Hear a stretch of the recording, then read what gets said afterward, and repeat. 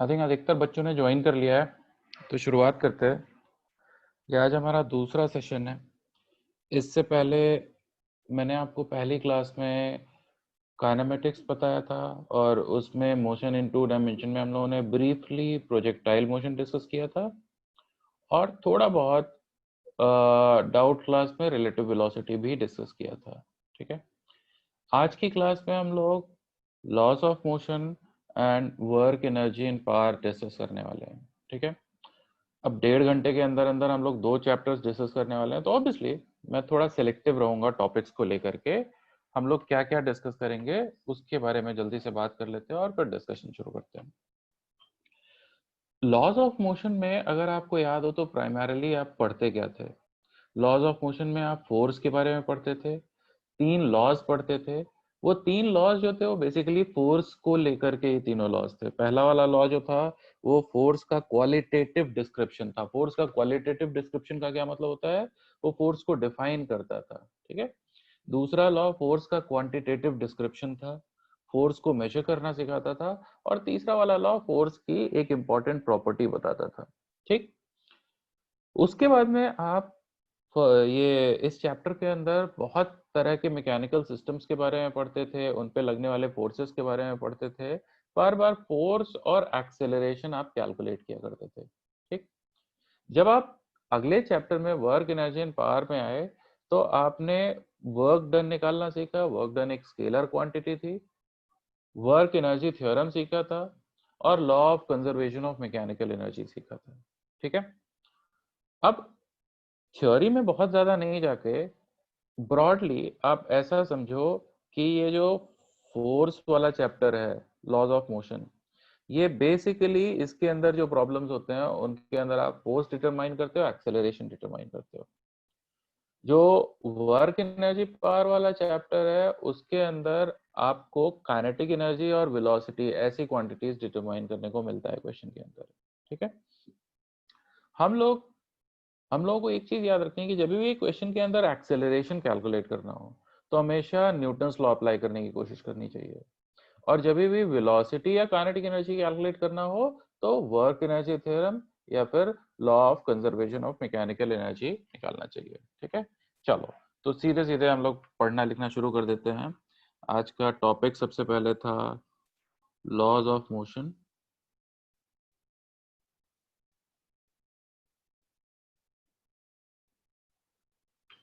Laws of motion में सबसे पहले तो हम लोग बात करेंगे कॉमन फोर्सेस की।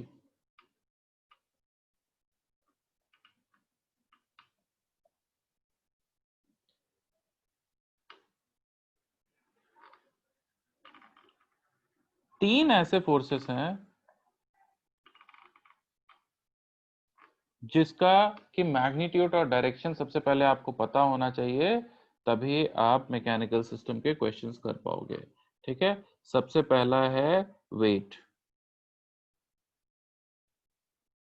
वेट कौन सा फोर्स होता है?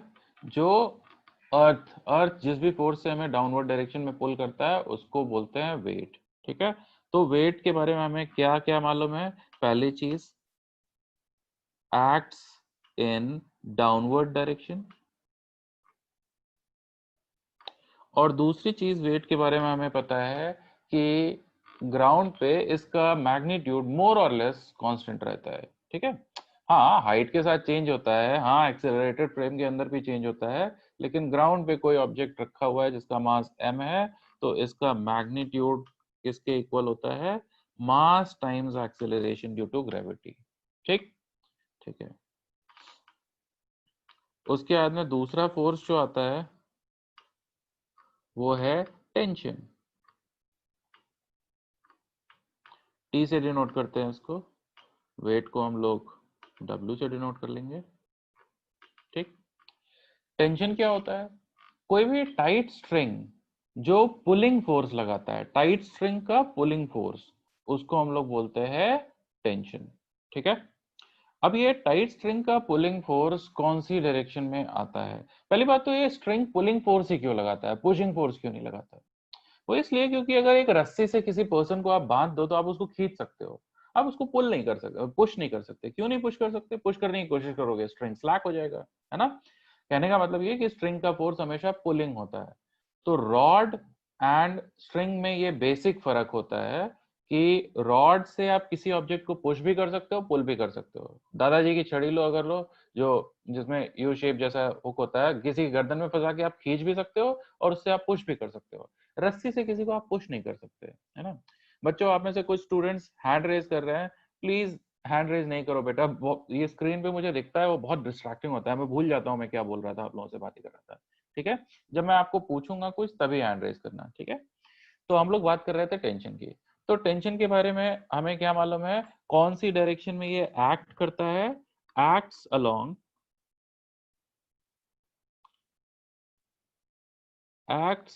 Along the string. कौन सा स्ट्रिंग? जिसकी वजह से टेंशन है। In a direction away from the body।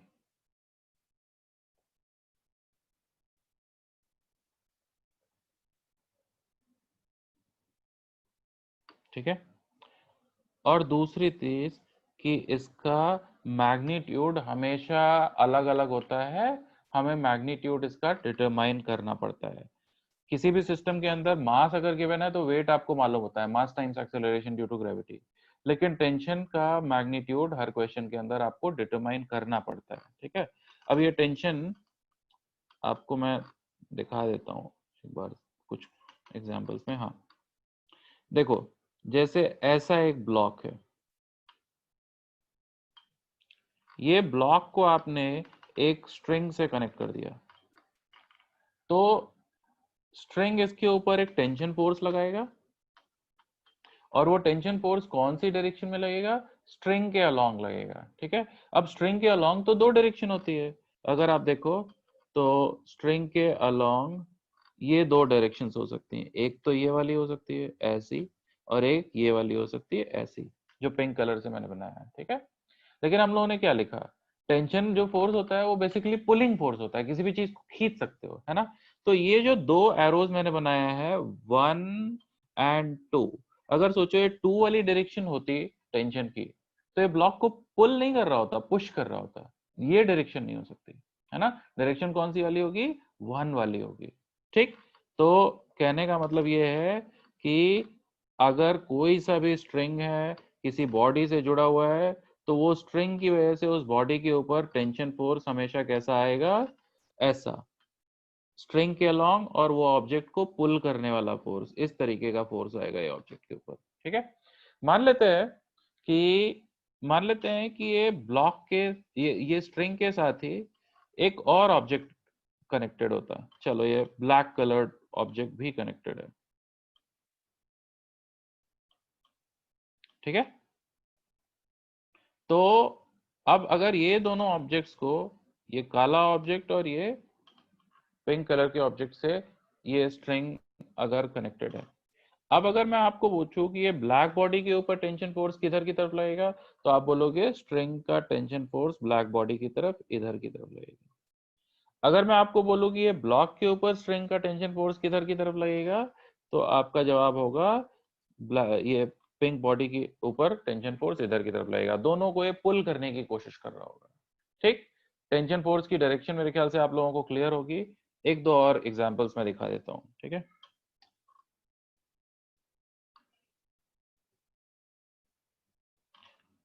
अगर ये ऐसा वेज,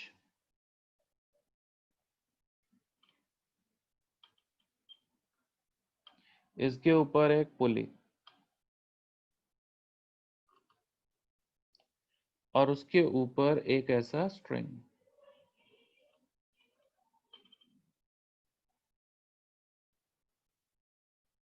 ऐसा, ये वाला ब्लॉक M1 एंड ये ब्लॉक M2, ठीक। ये स्ट्रिंग इस ब्लॉक M1 के ऊपर जो टेंशन फोर्स लगाएगा स्ट्रिंग के अलोंग एंड पुलिंग, मतलब ये बॉडी से दूर ऊपर की तरफ, ये दूसरे ब्लॉक M2 के ऊपर जो ये फोर्स लगाएगा वो भी स्ट्रिंग के अलोंग इस बॉडी से दूर की तरफ। ठीक, क्लियर? आई थिंक आप लोगों को टेंशन की डायरेक्शन क्लियर है। तो टेंशन की डायरेक्शन हमें क्वेश्चंस के अंदर पता होती है, टेंशन का मैग्नीट्यूड हमें कैलकुलेट करना पड़ता है। ठीक है, एक बात और, क्वेश्चन के अंदर कई बार लिखा होता है कि स्ट्रिंग इनएक्सटेंसिबल है, मासलेस है। अगर एक मासलेस स्ट्रिंग है तो उस स्ट्रिंग के अंदर हर पॉइंट के ऊपर टेंशन सेम होगा। जैसे यहाँ पे अगर मैंने M1 और M2 दोनों के ऊपर ये टेंशन फोर्स स्ट्रिंग का सेम लगाया, इसका मतलब है कि मैंने ये अज्यूम कर लिया कि स्ट्रिंग का मास कम है, बहुत कम है। मासलेस स्ट्रिंग का तो कोई मतलब नहीं होता, लेकिन बहुत कम का क्या मतलब होता है? जैसे रील वाला धागा होता है, सिलाई मशीन वाला, ठीक है, उसका मास अगर आपको 1 किलो के ऑब्जेक्ट से के मास से कंपेयर करोगे तो बहुत कम रहेगा। ठीक है, ठीक। चलो, तो आप दूसरा फोर्स समझ गए, टेंशन फोर्स। और तीसरा फोर्स हम लोग समझते हैं नॉर्मल कॉन्टैक्ट फोर्स।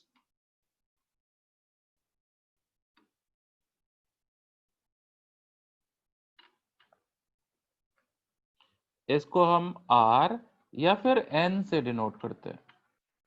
ये नॉर्मल कॉन्टैक्ट फोर्स क्या चीज होता है? अगर कोई ऑब्जेक्ट अगर कोई ऑब्जेक्ट किसी सरफेस के कांटेक्ट में है, ये ऐसा एक सरफेस, इसके कांटेक्ट में एक ऐसा ऑब्जेक्ट है, चलो इसके लिए कलर चेंज कर लेते हैं, ग्रीन कलर्ड ऑब्जेक्ट है ये, ठीक है।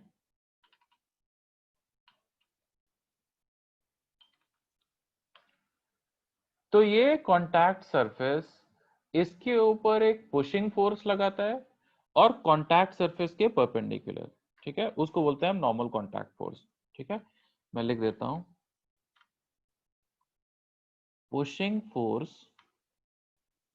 perpendicular to the contact surface।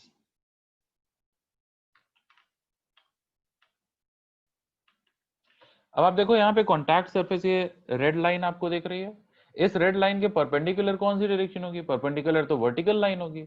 अब वर्टिकल लाइन का क्या मतलब होता है? वर्टिकली अपवर्ड डायरेक्शन भी हो सकता है, वर्टिकली डाउनवर्ड डायरेक्शन भी हो सकता है, लेकिन हमने बात करा कि वर्टिकली अपवर्ड डायरेक्शन नॉर्मल, ये ये normal contact force pushing force होना चाहिए। ये ब्लॉक को नॉर्मल कॉन्टैक्ट फोर्स पुश कब करेगा? जब अपवर्ड डायरेक्शन में लग रहा होगा, ना कि डाउनवर्ड डायरेक्शन में।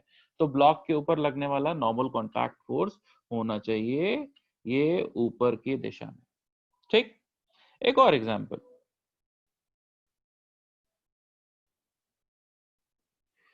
अगर ऐसा एक इंक्लाइंड वेज, इसके ऊपर अगर एक ऑब्जेक्ट रखा हुआ है, इस ऑब्जेक्ट के ऊपर अगर मैं आपको नॉर्मल कॉन्टैक्ट फोर्स निकालने को बोलूं तो वो कहां की तरफ होगा? इस इंक्लाइंड सरफेस के perpendicular and pushing. Inclined surface के परपेंडिकुलर एंड पुशिंग मतलब कि ये होगी नॉर्मल कॉन्टैक्ट फोर्स की डायरेक्शन। ठीक है, इतनी बात मेरे ख्याल से आप लोगों को क्लियर हो रही होगी। ठीक है, अगर दो ऑब्जेक्ट्स, ये ऐसा ऑब्जेक्ट वन और ये ग्रीन कलर्ड दूसरा ऑब्जेक्ट ऑब्जेक्ट टू है, अगर हम पूछे कि इनके ऊपर ग्राउंड का कांटेक्ट फोर्स किधर की तरफ लग रहा है, नॉर्मल कांटेक्ट फोर्स, तो आपका जवाब होगा ये ऐसा ऊपर की तरफ N2 एंड N1। अब ये खुद भी तो कांटेक्ट में है ना, तो बॉडी वन की वजह से बॉडी टू के ऊपर एक नॉर्मल कांटेक्ट फोर्स इधर की तरफ लग रहा होगा। मतलब अगर ये बॉडी टू देखो तो इसके ऊपर एक नॉर्मल कांटेक्ट फोर्स इधर पुशिंग लग रहा होगा, और ये रेड कलर्ड बॉडी के ऊपर उसी का रिएक्शन फोर्स इधर की तरफ नॉर्मल कांटेक्ट फोर्स लग रहा होगा। तो जहां भी कांटेक्ट सरफेसेस होंगे वहां पे नॉर्मल कांटेक्ट फोर्स लग रहा होगा, वो नॉर्मल कांटेक्ट फोर्स पुशिंग होगा। ठीक, ओके, इतनी बात आप सबको समझ में आ रही है? टेंशन पुलिंग फोर्स होता है, normal contact force pushing force होता है, सरफेस के परपेंडिकुलर लगता है normal contact force, tension string के अलोंग लगता है। ठीक है, टेंशन और नॉर्मल कांटेक्ट फोर्स दोनों का मैग्नीट्यूड हमें क्वेश्चन के अंदर कैलकुलेट करना पड़ता है। ठीक है, कैलकुलेट करना पड़ता है, वो हमें पहले से पता नहीं होता है। ठीक,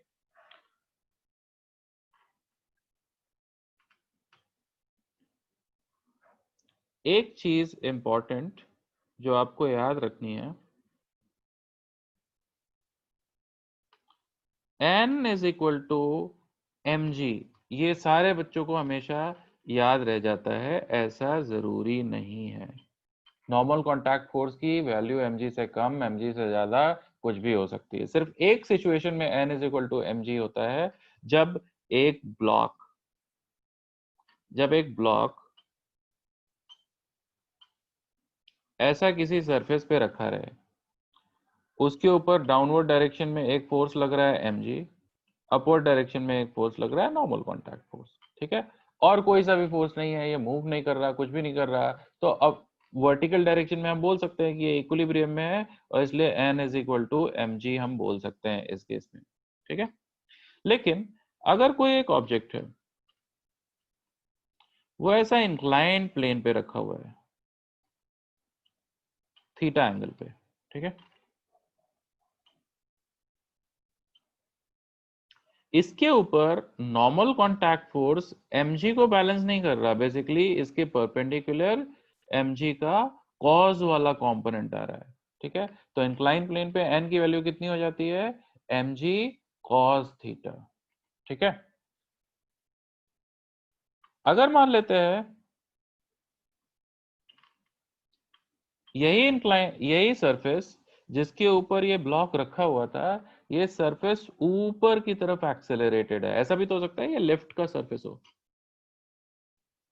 है ना, ऊपर की तरफ एक्सेलरेटेड है, तब अगर हम इसके ऊपर फोर्सेस अप्लाई करेंगे तो ऊपर की तरफ हम लिखेंगे n, नीचे की तरफ हम लिखेंगे mg, और हम लिखेंगे n minus mg net force in upward direction is equal to mass times acceleration of this block, और इस केस में n की वैल्यू आ जाएगी m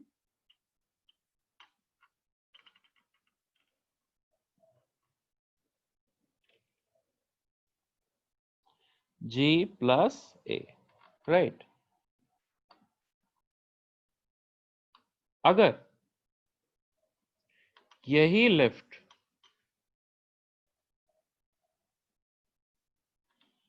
ये ऐसा नीचे की तरफ एक्सेलरेटेड होती ए एक्सेलरेशन से, तो उस केस में हम ऐसा बोल सकते थे कि नेट फोर्स डाउनवर्ड डायरेक्शन में क्या होना चाहिए, mg माइनस n, ये होना चाहिए मास टाइम्स एक्सेलरेशन, और यहां से n is equal to mass g minus a होगा, ठीक है। मोर ओवर, अगर फ्री फॉल हो रहा होता अगर फ्री फॉल हो रहा होता तो ये नॉर्मल कॉन्टैक्ट फोर्स की वैल्यू कितनी हो जाती, 0, if A is equal to G, या फिर फ्री फॉल। कहने का मतलब कि नॉर्मल कॉन्टैक्ट फोर्स की वैल्यू कुछ भी हो सकती है, ठीक है, तो ये आपको अज्यूम नहीं करना पड़ेगा, ये आपको क्वेश्चन के अंदर कैलकुलेट करना पड़ेगा, ठीक। चलो, अब सबसे पहली चीज जो हम लोग पढ़ने वाले हैं, ये तीन बेसिक फोर्सेस के बेसिस पे, वो है स्ट्रिंग मास सिस्टम।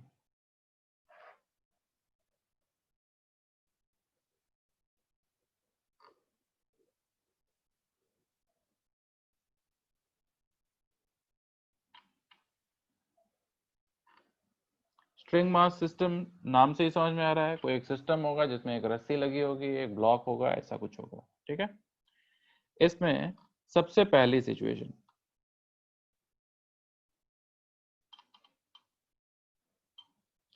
एक सीलिंग से एक ऐसा स्ट्रिंग लगा था,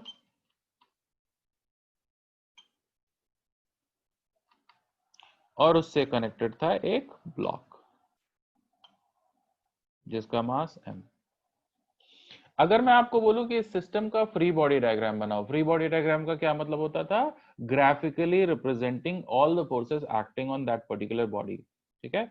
अगर हम ये ब्लॉक m का फ्री बॉडी डायग्राम बनाना चाहते हैं तो simply we will have to represent all the forces acting on it, right.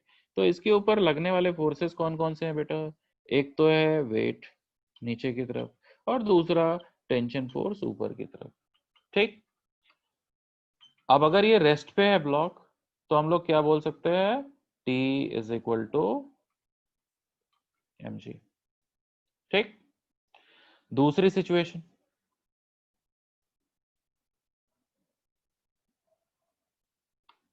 वापस से यही ब्लॉक इस स्ट्रिंग के साथ लगा हुआ है, लेकिन इसका जो सीलिंग जिसके साथ ये कनेक्टेड था वो ऊपर की तरफ एक्सेलरेटेड है, जैसे लिफ्ट के अंदर होता है।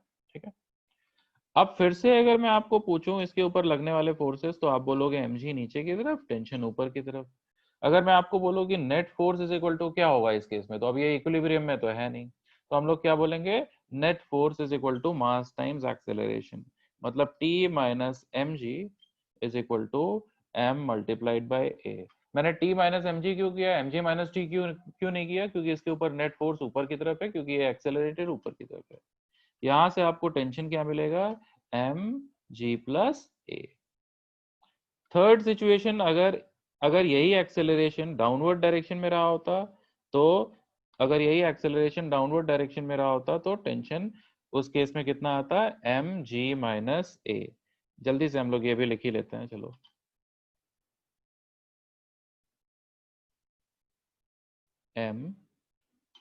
M G T downward direction में एक्सेलरेटेड है, तो हम लिखेंगे M G minus T is equal to M A, या फिर T is equal to M G minus ए।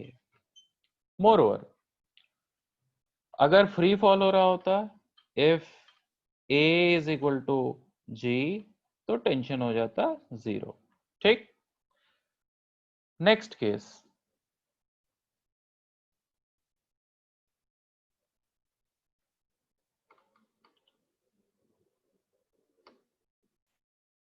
ये स्ट्रिंग जिस भी ऑब्जेक्ट के साथ लगा हुआ है, लेफ्ट या वैगन जो कुछ भी होगा, वो पूरा का पूरा ऐसा हॉरिजॉन्टल डायरेक्शन में एक्सेलरेटेड है। चलो, इधर की तरफ एक्सेलरेटेड है। इधर की तरफ एक्सेलरेटेड होने से होगा क्या, कि शुरुआत में ये ब्लॉक के साथ as such string vertical connected है, तो इसलिए इसके लिए हॉरिजॉन्टल डायरेक्शन में कोई फोर्स है नहीं, तो पहले तो ये हॉरिजॉन्टल डायरेक्शन में एक्सेलरेट होगा नहीं। ठीक है, जब ये वाला पॉइंट, ये ऊपर वाला पॉइंट डॉट जो मैं आपको दिखा रहा हूँ, ये थोड़ा सा आगे बढ़ेगा तो स्ट्रिंग इंक्लाइन हो जाएगा, तब उसको एक फोर्स मिलेगा और वो हॉरिजॉन्टल डायरेक्शन में एक्सेलरेट होगा। तो एक्चुअली ऐसी सिचुएशन में ये स्ट्रिंग थोड़ा सा इधर की तरफ टिल्ट हो जाएगी। ठीक है, अगर ये एंगल थीटा है, तो स्ट्रिंग के अलोंग टेंशन फोर्स इधर की तरफ लगेगा, mg डाउनवर्ड डायरेक्शन में एक्ट करेगा। टेंशन के अगर हम कंपोनेंट्स देखें, तो टेंशन का एक कंपोनेंट आएगा ऊपर की तरफ t cos थीटा, और एक कंपोनेंट इधर की तरफ t sin theta. Vertical direction में तो कोई मोशन नहीं है, तो हम बोल सकते हैं t cos theta is equal to mg, and horizontal direction वाला component t sin theta acceleration provide करेगा, तो उसको बोलेंगे मास टाइम्स एक्सेलरेशन। यहाँ पे थीटा और टी दोनों अननोन है। अगर पहली इक्वेशन और दूसरी इक्वेशन को आप स्क्वायर करके ऐड करो, देखो कभी भी कॉस थीटा और साइन थीटा वाली इक्वेशन है, आपको थीटा को रिप्लेस को हटाना है, तो आप क्या करोगे, हमेशा उन इक्वेशंस को स्क्वायर करके ऐड करोगे, तो आपको टेंशन मिल जाएगा m under root of A square plus G square, and tan theta, अगर आप सेकेंड इक्वेशन को फर्स्ट इक्वेशन से डिवाइड करोगे तो आपको मिलेगा a बाय जी। ठीक, तो एक स्ट्रिंग अगर कनेक्टेड है एक ब्लॉक के साथ में, तो उसमें टेंशन के कुछ केसेस मैंने आपको यहाँ पे बता दिया। ठीक है, फर्दर स्ट्रिंग मास सिस्टम के अंदर चलते हैं। कई बार स्ट्रिंग मास सिस्टम के अंदर एक से ज्यादा ब्लॉक्स कनेक्टेड रहते हैं। फिफ्थ केस हम लोग देख लेते हैं एटवुड्स मशीन का। एटवुड्स मशीन क्या होती है, ऐसा एक लाइट पुली,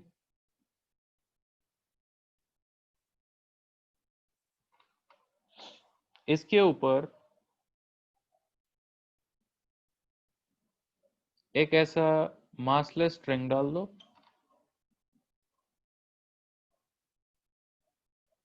जिसके दोनों एंड्स पे दो ब्लॉक्स कनेक्टेड हैं, M2 एंड M1। ठीक है, इसको बोलते हैं एटवुड्स मशीन। एटवुड्स मशीन क्यों बोलते हैं, वो इसलिए क्योंकि इन दोनों में से M1 और M2 में से कोई एक ब्लॉक तो भारी होगा। चलो इस केस में हम लोग बोल देते हैं M1 is greater than M2। इसलिए एक ब्लॉक के भारी होने की वजह से क्या है कि ये M1 नीचे जाएगा, M2 ऊपर जाएगा, ठीक है। तो ये पुली घूमेगा, पुली घूम रहा है तो उससे आप कोई भी काम कर सकते हो, उसको चक्की में लगा लो, आप गेहूं पीस सकते हो, उसमें पंखा लगा लो, आपको हवा मिलेगी, है ना। ऑब्वियसली मोमेंटरीली मिलेगी, पर इन अ वे एक मशीन तो है, ठीक। अगर मेरे को इस केस में टेंशन कैलकुलेट करना है तो क्या करूं? आप देखो, ये दोनों ही ब्लॉक्स एक स्ट्रिंग से कनेक्टेड है। अगर ये स्ट्रिंग लाइट है, ठीक है, भारी नहीं है, तो इस स्ट्रिंग में टेंशन का मैग्नीट्यूड तो सेम रहेगा। अगर ब्लॉक 1 और ब्लॉक 2 का फ्री बॉडी डायग्राम बनाए, मतलब इनके ऊपर सारे फोर्सेस को रिप्रेजेंट करे, तो ये किसी के कांटेक्ट में नहीं है, नॉर्मल कांटेक्ट फोर्स नहीं आएगा। इनके ऊपर फोर्सेस कौन कौन से आएंगे? टेंशन आएगा ऊपर की तरफ दोनों पे, pulling force, and weight in downward direction M1G and M2G, ठीक है। अब ये M1 ब्लॉक भारी है तो ये नीचे जाएगा। लेट्स से इसका acceleration in downward direction is a, so acceleration of M2 should also be a in upward direction if this particular string is inextensible, right? ये अगर रबर बैंड नहीं है, खिंच नहीं रहा, इनएक्सटेंसिबल है, तो M1 का नीचे की तरफ जितना डिस्प्लेसमेंट होगा, मान लेते हैं M1 नीचे 1 मीटर गया, तो M2 को भी ऊपर 1 मीटर आना पड़ेगा, है ना, लेंथ कांस्टेंट है। तो इसका मतलब अगर दोनों का पोजीशन में change upward and downward direction में मैग्नीट्यूड अगर सेम है, तो उनका डेरिवेटिव मतलब वेलोसिटी का मैग्नीट्यूड भी अपवर्ड एंड डाउनवर्ड डायरेक्शन में सेम रहेगा, एंड सेकंड डेरिवेटिव मतलब एक्सेलरेशन का मैग्नीट्यूड भी सेम रहेगा, ठीक। अब अगर हम लोग इक्वेशन लिखें तो M1 ब्लॉक के लिए इक्वेशन होगी M1G minus T is equal to M1A, और M2 के लिए इक्वेशन होगी T minus M2G is equal to M2A, ठीक है। M2 के लिए T माइनस M2G क्यों लिखा? क्योंकि नेट फोर्स ऊपर की तरफ होना चाहिए। M1 के लिए M1G माइनस T क्यों लिखा? क्योंकि नेट फोर्स डाउनवर्ड डायरेक्शन में होना चाहिए, राइट। अब ये दो इक्वेशंस जो आपको मिली हैं, इन्हें अगर आप सॉल्व करोगे टेंशन और एक्सेलरेशन के लिए, तो आपको टेंशन की वैल्यू मिलेगी twice of M1 M2 G upon M1 plus M2, and acceleration मिलेगा M1 minus M2 upon M1 plus M2 multiplied by G। अब ये दो रिजल्ट्स जो है वो आपको याद रखने पड़ेंगे, ठीक है। क्यों याद रखना पड़ेगा? क्योंकि ये एटवुड्स मशीन के ऊपर बहुत सारे क्वेश्चन एग्जाम में आते हैं, हर बार आप डिराइव करने नहीं बैठोगे, ठीक है। मोर ओवर कुछ और स्ट्रिंग मास सिस्टम भी देखते हैं।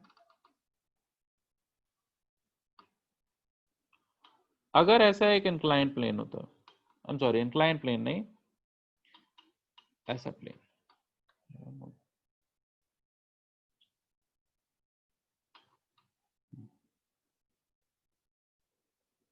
ठीक, एंड स्मूथ सर्फेसेस हैं ऑब्वियसली, अभी हम फ्रिक्शन की बात नहीं कर रहे हैं, स्मूथ सर्फेसेस हैं, ठीक।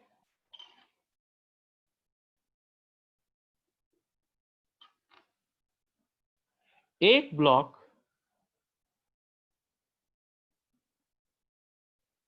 मास M2 एक दूसरे ब्लॉक जिसका मास M1 उससे कनेक्टेड है, ऐसा। अगर सरफेस स्मूथ है तब तो पक्का पक्का इनका मोशन होगा ही होगा, ठीक है। अगर मैं आपको पूछूं कि कौन सी डायरेक्शन में मोशन होगा, तो आप बोलोगे M1 नीचे जाएगा और M2 राइट डायरेक्शन में मूव करना शुरू करेगा, इसका उल्टा नहीं होगा, है ना। नहीं तो एनर्जी बढ़ने लग जाएगी, नेचर के सारे लॉज ही खत्म हो जाएंगे, ठीक। तो अगर मैं M1 के ऊपर आपको पूछूं M1 के ऊपर फोर्सेस कौन कौन से लग रहे हैं, तो आपका जवाब होगा नीचे की तरफ M1G और ऊपर की तरफ टेंशन। M2 के ऊपर फोर्सेस पूछूं तो आप बोलोगे इसके ऊपर भी नीचे की तरफ फोर्स लगेगा M2G, और एक सरफेस के कांटेक्ट में, इसलिए ऊपर की तरफ इस पे लगेगा नॉर्मल कांटेक्ट फोर्स, और स्ट्रिंग के अलोंग इसके ऊपर भी टेंशन लगेगा, पुलिंग, ठीक है। M1 का एक्सेलरेशन डाउनवर्ड डायरेक्शन में, और ये ब्लॉक का एक्सेलरेशन इधर की तरफ, ठीक। नेट फोर्स M1 के ऊपर आएगा M1G minus T is equal to M1A और m2 के ऊपर वर्टिकल डायरेक्शन में फोर्सेस तो बैलेंस करेंगे, m2g is equal to n।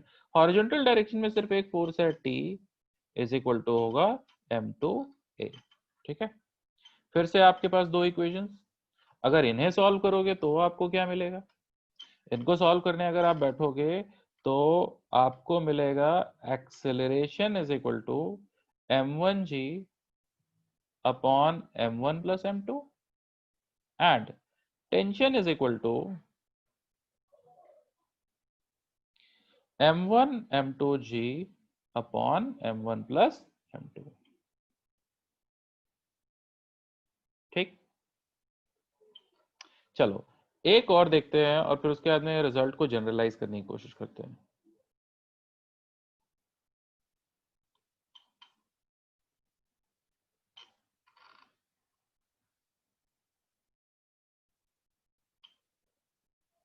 ये एंगल अल्फा, ये वाला एंगल बीटा, सारे सरफेस स्मूथ,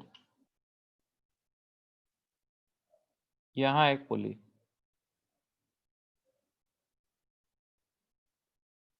दो ब्लॉक्स, एक का मास ऑब्वियसली m1 और दूसरे वाले का m2। ठीक है, मान लेते हैं ये m1 के ऊपर पुलिंग फोर्स ज्यादा था, इसलिए m1 ऐसा नीचे की तरफ एक्सेलरेट कर रहा था, तो m2 के पास कोई चॉइस नहीं है, ऊपर की तरफ एक्सेलरेट होना पड़ेगा। ठीक है, इनके ऊपर लगने वाले फोर्सेस कौन कौन से होंगे, अगर ये मैं आपको पूछूं तो आप बोलोगे एक तो स्ट्रिंग के अलोंग टेंशन होगा, टेंशन, एक इनका वेट होगा डाउनवर्ड डायरेक्शन में, जिनके मैं सीधे कंपोनेंट लिख रहा हूं, ये ऐसा इंक्लाइन प्लेन के अलोंग होगा m2g साइन बीटा, इधर होगा m1g साइन अल्फा। ठीक है, ये तो हुए प्लेन के पैरेलल वाले फोर्सेस। प्लेन के परपेंडिकुलर कौन कौन से फोर्सेस होंगे, एक तो इसके ऊपर नॉर्मल कांटेक्ट फोर्स होगा n2 और इसके ऊपर नॉर्मल कांटेक्ट फोर्स होगा n1। अगर मैं आपको पूछूं n1 किसके इक्वल होना चाहिए, तो आपका जवाब होगा इधर की तरफ m1g cos अल्फा आएगा, उसको बैलेंस करेगा n1।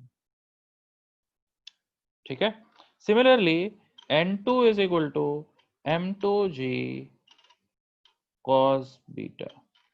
ठीक, अब इनके लिए अगर हम इक्वेशन बनाएं तो हम सीधे सीधे, मैं सीधे सीधे आपके लिए रिजल्ट लिख रहा हूं। चलो, अगर इनके लिए इक्वेशंस बनाएंगे तो पहली बात तो इक्वेशंस इक्वेशंस भी चलो मैं लिख ही दे रहा हूं, m1g sine alpha minus T is equal to m1a और m2g sine beta minus T is equal to m2a।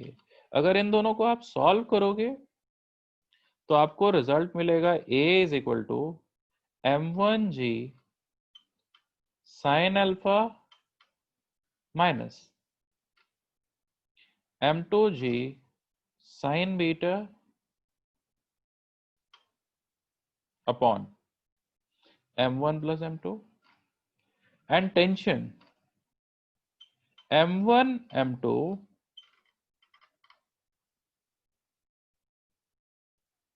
g sine alpha plus m1 m2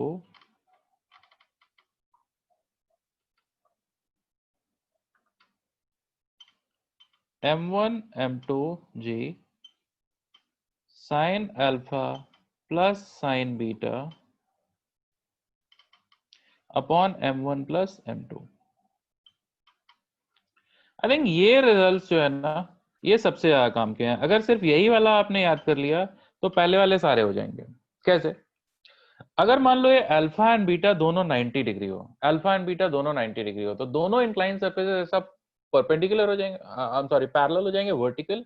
उस केस में ये क्या बन जाएगा, एटवुड्स मशीन।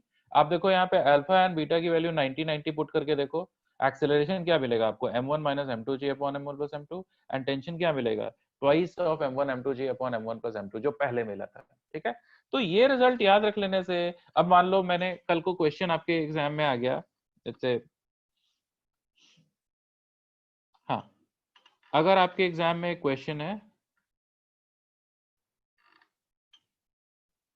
जिसमें ये 30 डिग्री है, ठीक है, पुली है, एक स्ट्रिंग है जिससे ब्लॉक्स कनेक्टेड है। ठीक, तो ये रिजल्ट अगर आपको याद है तो सिंपली आपको अल्फा की वैल्यू 30 डिग्री और बीटा की वैल्यू 90 डिग्री पुट करना है।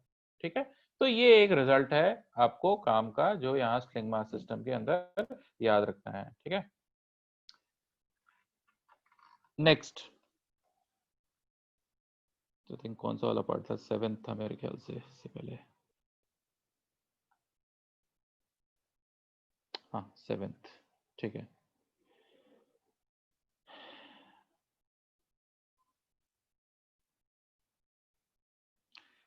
हॉरिजॉन्टल सरफेस पे ये ऐसा एक ब्लॉक जिसका मास m1, इसको एक स्ट्रिंग से हमने एक दूसरे ब्लॉक से कनेक्ट कर दिया जिसका मास m2, उसको भी एक स्ट्रिंग से हमने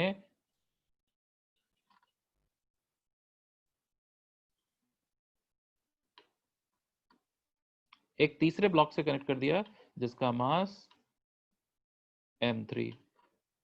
ठीक है, और ये सबको हमने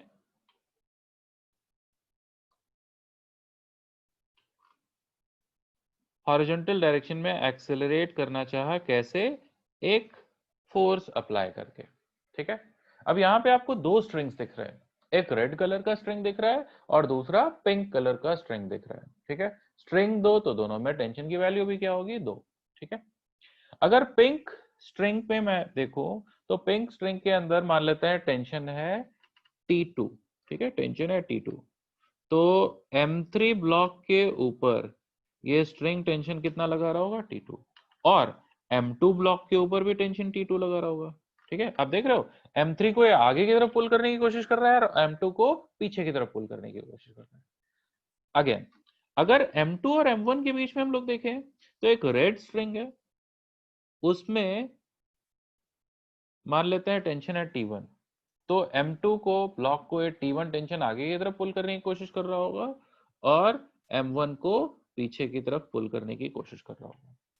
मोर ओवर, ये सारे स्ट्रिंग्स इनएक्सटेंसिबल है, तो इसलिए हम लोग ये अज्यूम कर सकते हैं कि M1, M2 और M3 ये तीनों का ही acceleration, M1, M2 and M3, इन तीनों का एक्सेलरेशन आगे की डायरेक्शन में सेम होगा, एक्सेलरेशन डिफरेंट नहीं होना चाहिए।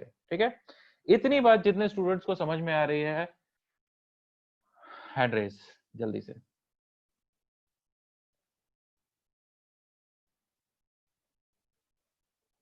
गुड, गुड, चलो आगे चलते हैं। अब हमको ये T1 एंड T2 ये दोनों कैलकुलेट कर रहे हैं, करें क्या? सबसे पहली बात कि हमें किसी भी बॉडी के ऊपर फोर्सेस वाली इक्वेशन लिखने के लिए एक सिस्टम डिफाइन करना पड़ता है। ठीक है, जब हम एक सिस्टम डिफाइन करते हैं तभी तो हम बताते हैं कि उसमें इंटरनल फोर्स कौन सा है, एक्सटर्नल फोर्स कौन सा है, कौन सा वाला फोर्स हमें लिखना है, कौन सा वाला नहीं लिखना है ना। तो आप हमेशा याद रखो, हमेशा याद रखो, जितने भी हिस्से का एक मैकेनिकल सिस्टम के अंदर, एक मैकेनिकल कॉन्फ़िगरेशन के अंदर जितने भी पोर्शन का एक्सेलरेशन का मैग्नीट्यूड सेम है, आप उतने पोर्शन को एक सिस्टम अज्यूम कर सकते हो, और जो भी आप सिस्टम बनाओगे वो सिस्टम के अंदर के सारे फोर्सेस को आपको लिखने की जरूरत नहीं है। ठीक है, ऐसी सिचुएशन में अगर मैं तीन चीजें कैलकुलेट करना चाहता हूं, पहला है एक्सेलरेशन, दूसरा है टेंशन T1 की वैल्यू और तीसरा है टेंशन T2 की वैल्यू। आपके एग्जाम में इन तीनों में से कोई सा भी क्वेश्चन आ सकता है। ठीक है, ऑब्जेक्टिव पेपर के अंदर कोई सा भी क्वेश्चन रह सकता है, लेकिन तीनों ही सिचुएशन में सबसे पहले आपको कैलकुलेट करना पड़ेगा एक्सेलरेशन। बिना एक्सेलरेशन कैलकुलेट किए आप टेंशन कैलकुलेट नहीं कर सकते, एक बात। दूसरी बात, ये एक्सेलरेशन कैलकुलेट करने के लिए आप M1, M2 और M3 तीनों को मिला के एक सिस्टम मानो। ठीक है, M1, M2, M3 including these two strings, इनको आप एक सिस्टम मानो। आप ऐसा मान सकते हो, क्यों मान सकते हो? क्योंकि तीनों ब्लॉक्स का एक्सेलरेशन तो सेम है। ठीक है, अगर आप ऐसा करोगे, अगर आप ऐसा करोगे, तीनों ब्लॉक्स प्लस टू स्ट्रिंग्स को आपने एक सिस्टम माना, तो ये टेंशन जो आपने बीच में बनाया है ना, ये टेंशन हो जाएगा internal force.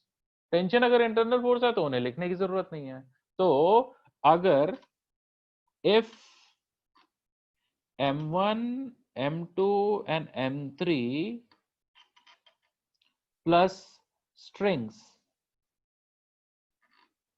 are considered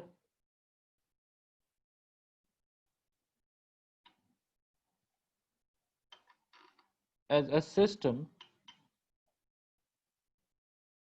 then होगा क्या? हॉरिजॉन्टल डायरेक्शन में सिर्फ एक एक्सटर्नल फोर्स है F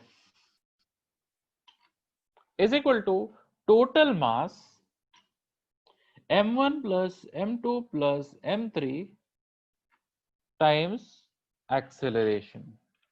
ठीक है,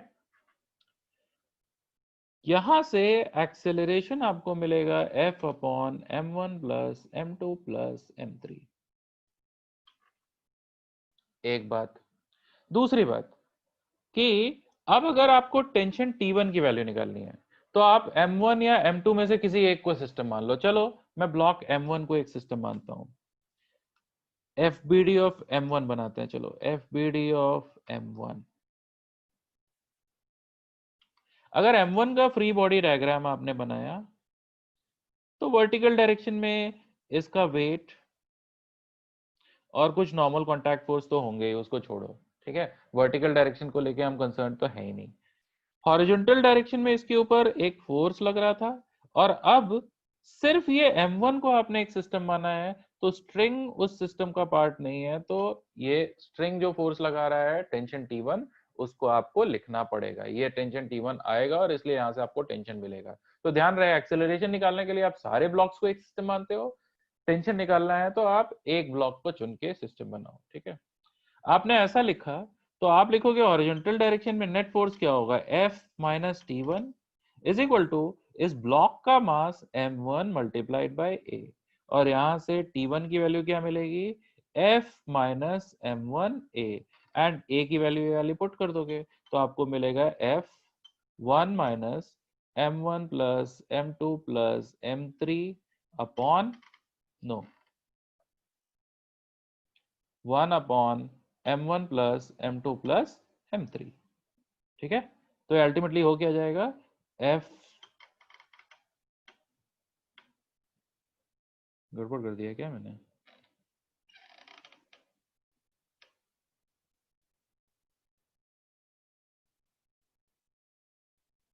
हाँ ठीक है, ठीक। तो यहां से आप टेंशन की वैल्यू बड़े आराम से कैलकुलेट कर लोगे। ठीक, आगे चलते हैं। अगर मैं आपको टेंशन T2 की वैल्यू कैलकुलेट करने को बोलूं तो आप क्या करो,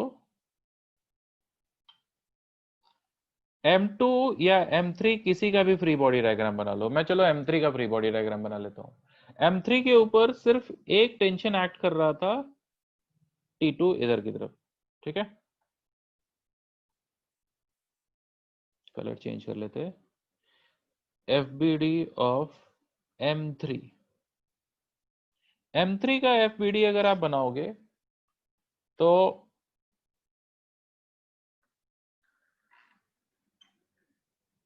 ये M1 होगा यहाँ पे ना।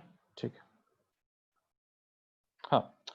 FBD का अगर M3 का अगर आप FBD बनाओगे बच्चों, यहाँ पे M3 F अगर आप कॉमन लोगे तो यहाँ पे M1 भी आएगा ना, ग्रीन कलर से मैंने बना दिया। ठीक है,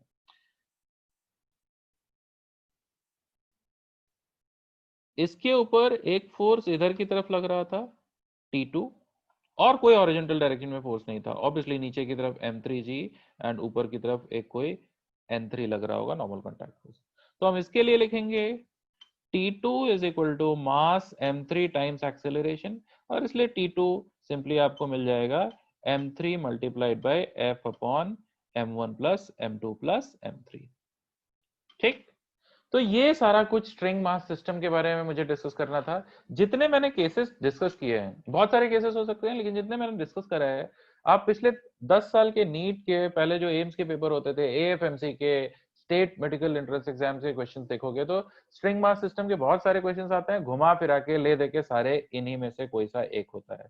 तो इतना आप अगर पढ़ लोगे तो ये वाले क्वेश्चन हो जाएंगे। ठीक है, अब ये वाले क्वेश्चंस जो मैंने आपको बता दिया, इसके बाद में हम लोग बात करते हैं, अगर दो या दो से ज्यादा ऑब्जेक्ट्स कांटेक्ट में रहे तो नॉर्मल कांटेक्ट फोर्स कैसे हम निकालेंगे। ठीक है, चलो अगली heading, objects.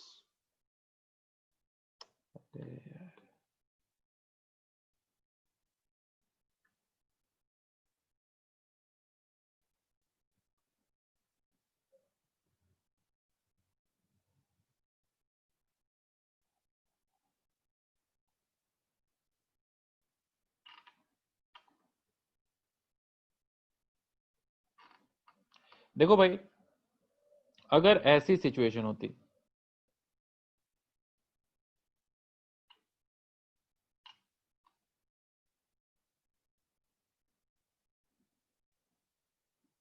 M1 M2 M3, पीछे से आप एक पुशिंग फोर्स लगा रहे होते F। अगर M1 और M2 के बीच में,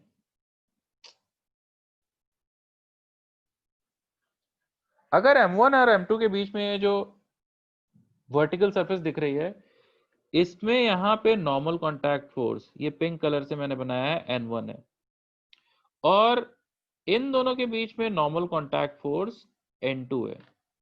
तो हम N1 और N2 कैसे कैलकुलेट करें, ये हम जानना चाहते हैं। ठीक है, तो फिर से हम लोग क्वेश्चन क्या क्या लिख लेते हैं। एक तो एक्सेलरेशन ऑफ द सिस्टम, दूसरा नॉर्मल कांटेक्ट फोर्स N1 की वैल्यू, और तीसरा नॉर्मल कांटेक्ट फोर्स N2 की वैल्यू। ठीक है, ये तीन चीजें हम कैलकुलेट करना चाहते हैं। आप देखो, इससे पहले हम लोगों ने एक क्वेश्चन किया था जिसके अंदर तीन ब्लॉक्स थे और तीनों स्ट्रिंग से कनेक्टेड थे। आप अगर ये क्वेश्चन सॉल्व करके देखोगे तो पिछली बार जो स्ट्रिंग में टेंशन आया था, इस बार ये बीच में जब एक्चुअल कांटेक्ट में ये दोनों है तो नॉर्मल कांटेक्ट फोर्स की वैल्यू भी उतनी ही आएगी। ठीक है, तो ऑब्जेक्ट्स अगर एक्चुअल कांटेक्ट में है और स्ट्रिंग मास सिस्टम वाले सारे केसेस आपको याद है, तो वहां के एनालिसिस से आप बड़े आराम से नॉर्मल कांटेक्ट फोर्स यहाँ पे निकाल सकते हो। ठीक है, कैसे, एक बार जल्दी से देख लेते हैं। अगर आप देखो तो ये सारे के सारे ब्लॉक्स एक साथ एक्सेलरेट कर रहे होंगे, तो ये सारे ब्लॉक्स को तो आप एक सिस्टम मान सकते हो। अगर सारे ब्लॉक्स को एक सिस्टम मान लिया तो इनके बीच में जो नॉर्मल कांटेक्ट फोर्स आ रहा है वो तो आपको कंसिडर नहीं करना पड़ेगा। और एक्सेलरेशन आप डायरेक्टली लिख सकते हो, net force in horizontal direction, that is F upon total mass of the system, that is M1 plus M2 plus M3। ठीक है, पिछली बार भी एक्सेलरेशन इतना ही आया था। चलो N1 कैलकुलेट करना चाहते हैं तो हम लोग सीधे सीधे क्या कर सकते हैं, ब्लॉक M1 की बात कर लेते हैं। ब्लॉक M1, ठीक है, ब्लॉक M1 पे अगर आप देखो तो अगर FBD ऑफ M1 हम लोग बनाए, FBD ऑफ M1, ठीक,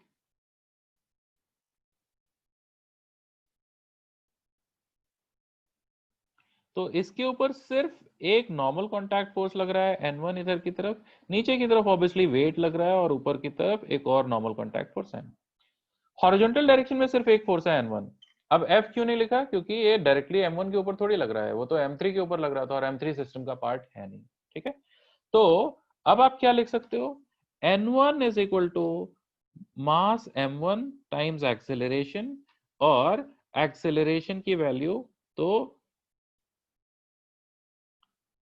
आपने लिखी है F upon M1 plus M2 plus M3, तो M1 F upon M1 plus M2 plus M3। याद है, इसी तरीके का टेंशन का एक्सप्रेशन आया था आखिरी वाले ब्लॉक पे। ठीक है, आखिरी वाले ब्लॉक पे पिछली बार हम लोगों ने फोर्स M1 पे लगाया था ना, तो आखिरी वाले ब्लॉक पे इसी तरीके का टेंशन आया था। ठीक है, और M2 और M3 में से किसी एक का फ्री बॉडी डायग्राम बनाओगे तो आपको N2 की वैल्यू मिल जाएगी। N2 की वैल्यू आप घर पे ट्राई करना। ठीक, चलो अगली चीज जो हम डिस्कस करना चाहते हैं वो है एपरेंट वेट।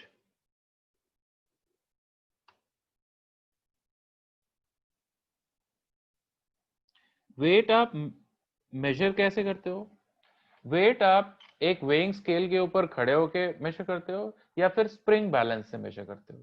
ठीक है, जब भी आप एक किसी मशीन के ऊपर खड़े होते हो तो आप उस मशीन को किसी एक फोर्स से नीचे की तरफ पुश करते हो, ठीक है। वो फोर्स होता है आपके ऊपर लगने वाले नॉर्मल कॉन्टैक्ट फोर्स के इक्वल। जितना मशीन आपके ऊपर नॉर्मल कॉन्टैक्ट फोर्स लगाती है उतना ही आप मशीन के ऊपर नॉर्मल कॉन्टैक्ट फोर्स लगाते हो नीचे की तरफ, ठीक है।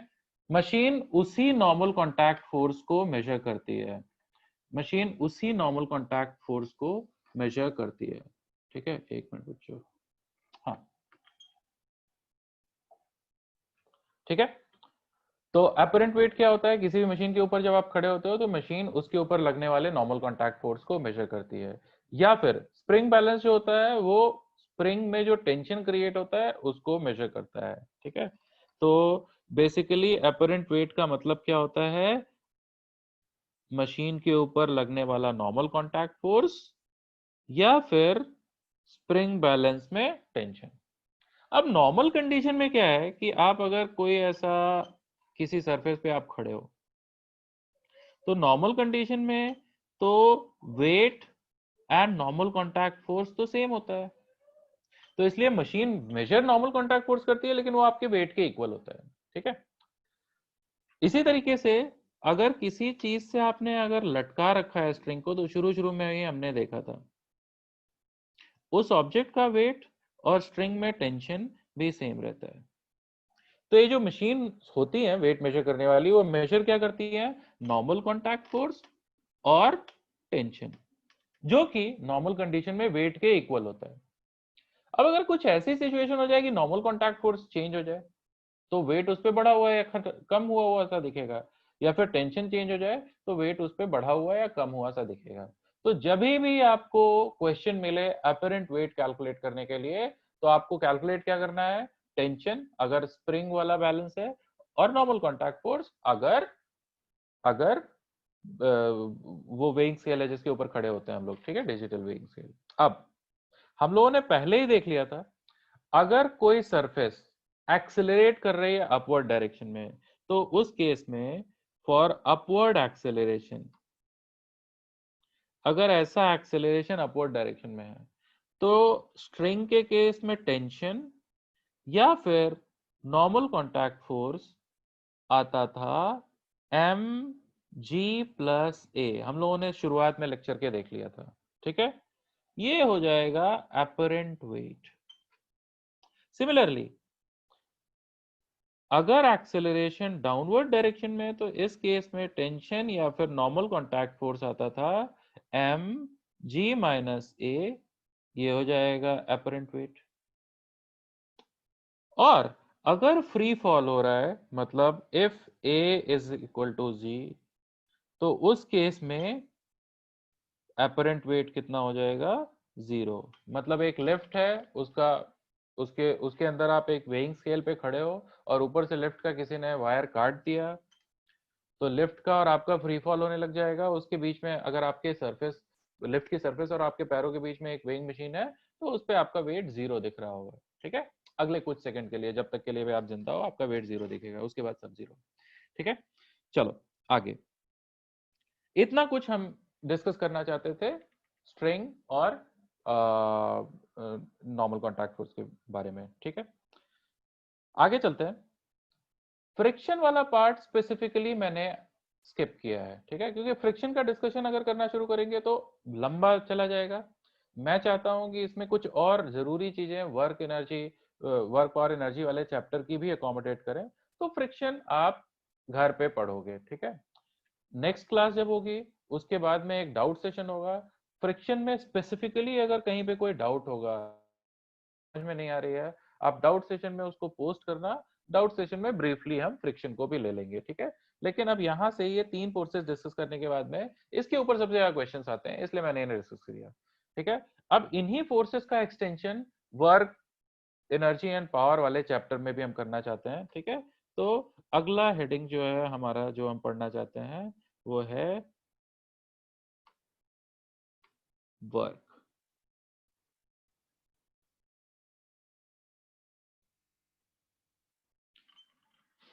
जो फोर्सेस हमने पढ़ा है उन्हीं फोर्सेस का हम वर्क भी निकालना शुरू कर देते हैं, चलो, ठीक है ना। सबसे पहले हम लोग वर्क डन कैलकुलेट करेंगे किसी फोर्स का, सबसे पहले तो आपको पता था for for a constant force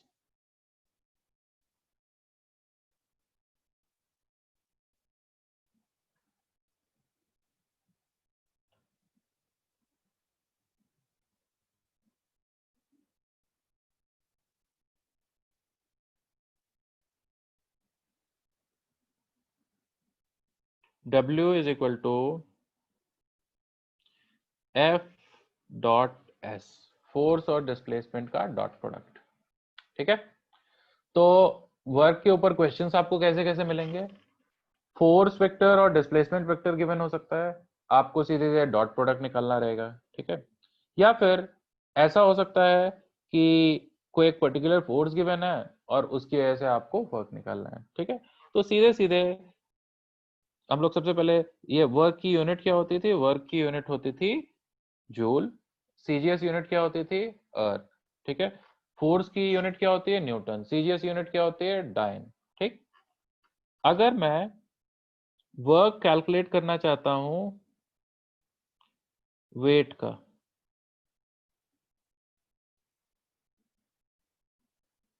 mg या फिर वेट, तो कुछ केसेस देखते हैं, वहां से हमें बड़ा इंटरेस्टिंग इन्फ्रेंस मिलेगा। अगर ये ऐसा ब्लॉक है, इसको हमने s डिस्प्लेसमेंट दिया हॉरिजॉन्टल डायरेक्शन में, वेट इसके ऊपर किधर एक्ट कर रहा था, वर्टिकल डायरेक्शन में, वर्क कितना होना चाहिए, 0। क्यों, एंगल था 90 degree, mg multiplied bye displacement multiplied by cos 90 0 होगा, इतने में किसी को कोई प्रॉब्लम नहीं है। ठीक है, सेकंड केस, अगर ये ब्लॉक को नीचे की तरफ हमने डिस्प्लेसमेंट दिया s, मैं आपको पूछूं वर्क कितना होगा, तो आपका जवाब होगा वर्क होगा mgs।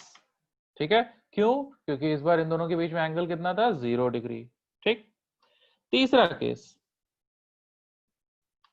अगर यही ब्लॉक को हमने ऊपर की तरफ डिस्प्लेस किया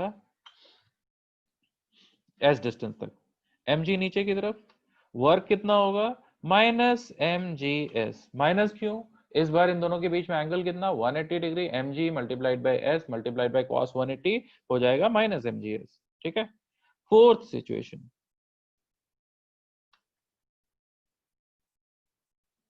एक इंक्लाइन प्लेन लो,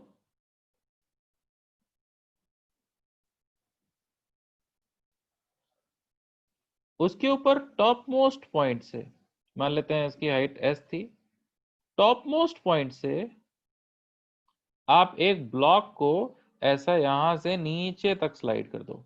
ठीक है, अगर मैं आपको पूछूं कि वर्क कितना हुआ mg का, तो आप बोलोगे सबसे पहले डिस्प्लेसमेंट बताओ कितना है।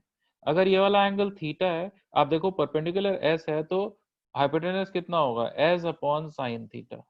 ठीक है, तो वर्क होगा, work is equal to mg multiplied by s upon sine theta multiplied by ये वाला एंगल का कॉस, ये एंगल कितना होगा 90 माइनस थीटा, तो cos of 90 minus theta, answer कितना आया, mgs।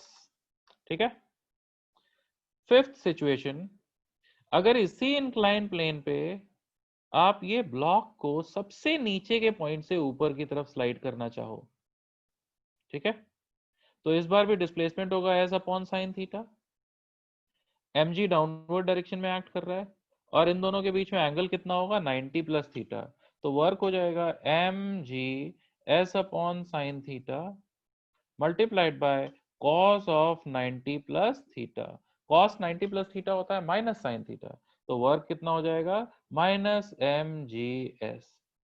अब ये एक ब्लॉक लेके उसी को बार बार अलग अलग सिचुएशन में मैं क्यों घुमा रहा हूं, यहां से मैं आपको बताना क्या चाह रहा हूं, ये सारे केसेस में अगर आप देखो तो mg का वर्क सिंपली हुआ है mg multiplied by initial height minus final height, mg multiplied by initial height minus final height, ये बहुत इंपॉर्टेंट है हमारे लिए, बहुत काम आता है बहुत सारी सिचुएशन। ठीक है, देखो पहले केस में mg multiplied by initial height minus final height, initial height कितनी थी पता नहीं, लेकिन फाइनल हाइट और इनिशियल हाइट सेम थी, डिफरेंस 0, तो पहले केस में 0 आया। सेकंड केस में work done is equal to mg multiplied by initial height minus final height, अब मेरे को इनिशियल और फाइनल हाइट नहीं पता है, लेकिन ये मालूम है कि इनिशियल और फाइनल का डिफरेंस कितना है, एस, और इनिशियल हाइट ज्यादा थी, तो इनिशियल में से फाइनल को माइनस करोगे तो पॉजिटिव आना चाहिए, पॉजिटिव एमजीएस आया है। Third case, mg multiplied by initial height minus final height. अब देखो इनिशियल हाइट कम है, ये ऊपर जा रहा है, फाइनल हाइट ज्यादा है, तो इनिशियल माइनस फाइनल करोगे तो नेगेटिव साइन के साथ आएगा, माइनस एमजीएस। ठीक है। फोर्थ केस देखो, mg इनिशियल हाइट है s, फाइनल हाइट है 0, तो mgs। फिफ्थ केस में initial height 0, final height s, तो माइनस mgs। ये आपको समझ में आया होगा, बहुत इंपॉर्टेंट है ये, तो हम लोग यहाँ पे नोट कर लेते हैं। Note, wmg is equal to mg initial height minus final height. ध्यान रखना, initial height minus final height. ठीक। अब ये हम लोगों ने जो इतना सीखा है mg के वर्क के बारे में, इसका करेंगे क्या वो हम लोग अभी देखते हैं। ठीक है। अगला फोर्स हमने पढ़ा था नॉर्मल कॉन्टैक्ट फोर्स, तो हम लोग पढ़ते हैं work done by normal contact force.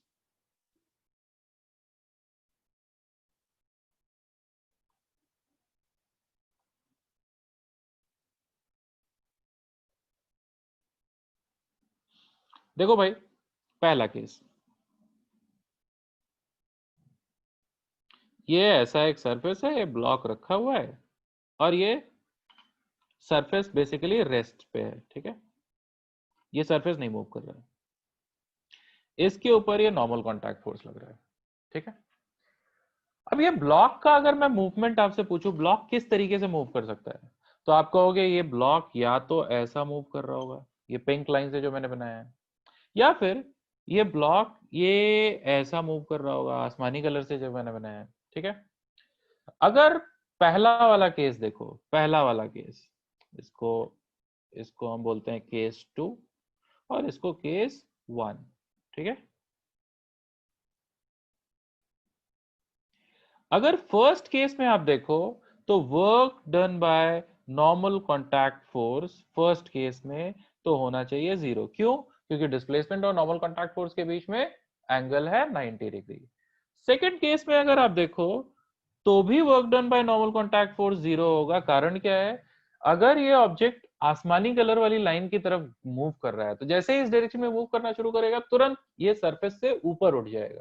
ठीक है। सरफेस से इसका कॉन्टैक्ट खत्म हो जाएगा, और सरफेस से कांटेक्ट खत्म होने का मतलब क्या है कि नॉर्मल कांटेक्ट फोर्स खत्म। तो नॉर्मल कांटेक्ट फोर्स खत्म, तभी भी वो वर्क 0 हो जाएगा। इतनी बात समझ में आती है? ठीक है। और इसी तरीके से टेंशन के लिए भी है। अगर आप टेंशन के लिए देखोगे, कई कई सारी सिचुएशन में टेंशन का वर्क भी 0 हो जाता है। ठीक है। खैर, ये तीन फोर्सेस के बारे में ब्रीफली हमने डिस्कस कर लिया। इन तीन फोर्सेस के अलावा किसी भी फोर्स का आप वर्क तो निकाल सकते हो। अब आते हैं कि हमारे एग्जाम में क्वेश्चंस क्या आएंगे और उन क्वेश्चंस में ये सब अप्लाई कैसे करेंगे। ठीक है। तो अगली चीज जो आपको मालूम होनी चाहिए वो है work energy theorem. Green colour से लिखेंगे वर्क एनर्जी थ्योरम।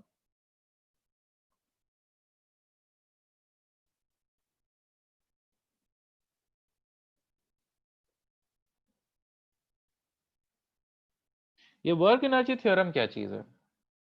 इसके हिसाब से work done bye all the forces acting on a body is equal to change in kinetic energy of the body, that is final kinetic energy minus initial kinetic energy। सारे forces, ठीक है, pseudo internal external जो भी है, सारे forces का work निकालो, वो चेंज इन काइनेटिक एनर्जी के इक्वल होना चाहिए किसी सिस्टम का। ठीक है। मैं लिख भी दे रहा हूं, ये बहुत इंपॉर्टेंट है। Work done bye all the forces acting on a body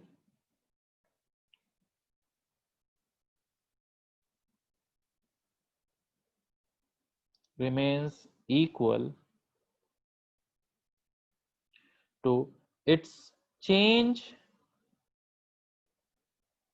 in kinetic energy।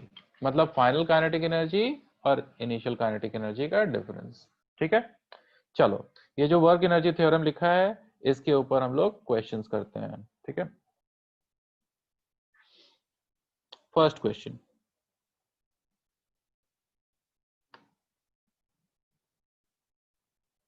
there is this inclined plane, smooth inclined plane of inclination theta, and this particular height is h. Suppose there's a block of mass m released from the top of this wedge, right? ये block को आपने top most point से release किया, all surfaces are smooth, ठीक है? Find velocity of the block at point A. जब ये block slide कर करके ऐसा पॉइंट ए पे पहुंचेगा तो इसका वेलोसिटी आपको कैलकुलेट करना है। ये लेक्चर की शुरुआत में ही मैंने आपको बताया था कि आपको हमेशा वेलोसिटी निकालने के लिए वर्क इनर्जी थ्योरम लगाना चाहिए और एक्सेलरेशन निकालने के लिए न्यूटन्स लॉ, ठीक है? अब इस ब्लॉक के ऊपर देखो फोर्सेस कौन कौन से लग रहे होंगे। एक तो फोर्स लग रहा होगा mg और दूसरा फोर्स लग रहा होगा नॉर्मल कॉन्टैक्ट फोर्स। अब आप देखो अगर ये ब्लॉक स्लाइड कर रहा है, ऐसा स्लाइड कर रहा है, तो नॉर्मल कॉन्टैक्ट फोर्स का वर्क तो जीरो होगा। Work done by normal contact force plus work done by mg is equal to change in kinetic energy तो होना चाहिए वर्क एनर्जी थ्योरम के हिसाब से।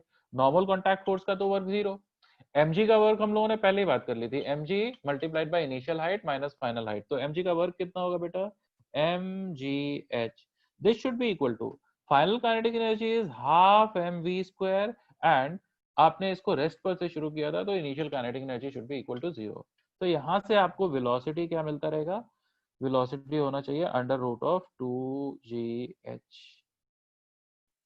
ठीक, ठीक है, पहला क्वेश्चन। नेक्स्ट क्वेश्चन करते हैं।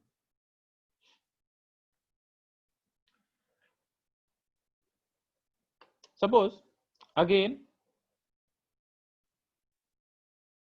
we have this wedge, इस बार चलो फ्रिक्शन इंक्लूड कर लेते हैं, ठीक है? मान लेते हैं ये एंगल है थीटा, यहां से ऐसा एक ब्लॉक को आपने रिलीज किया, coefficient of friction is mu and friction is not sufficient to prevent sliding, ठीक है? फ्रिक्शन है तो सही पर इतना ज्यादा नहीं है कि यहाँ पे स्लाइडिंग को रोक पाए। अगर फिर इसको रेस्ट पर से रिलीज किए और फिर पॉइंट ए पे वेलोसिटी क्या है ये हम कैलकुलेट करना चाहते हैं तो क्या करें? फिर से हम देखते हैं, नॉर्मल कॉन्टैक्ट फोर्स, फ्रिक्शन इधर की तरफ आएगा और mg इधर की तरफ, ठीक है? हम बोल सकते हैं work done by normal contact force plus work done by friction plus work done by mg is equal to half mv square minus zero. Normal contact force का वर्क होगा जीरो, mg का वर्क होगा mgh अगर ये height हमने h ले लिया, ठीक है? फ्रिक्शन का वर्क क्या होगा कैलकुलेट करना पड़ेगा, करते हैं। सबसे पहले अगर ये स्लाइड कर रहा है तो फ्रिक्शन कैसा होगा, काइनेटिक फ्रिक्शन होगा। फ्रिक्शन की वैल्यू होगी mu times normal contact force.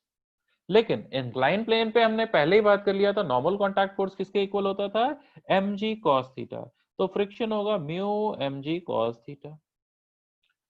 Displacement कितना होगा अगर ये मैं आपसे पूछूं तो डिस्प्लेसमेंट तो होगा h अपॉन साइन थीटा, ये भी हमने पहले बात कर लिया था।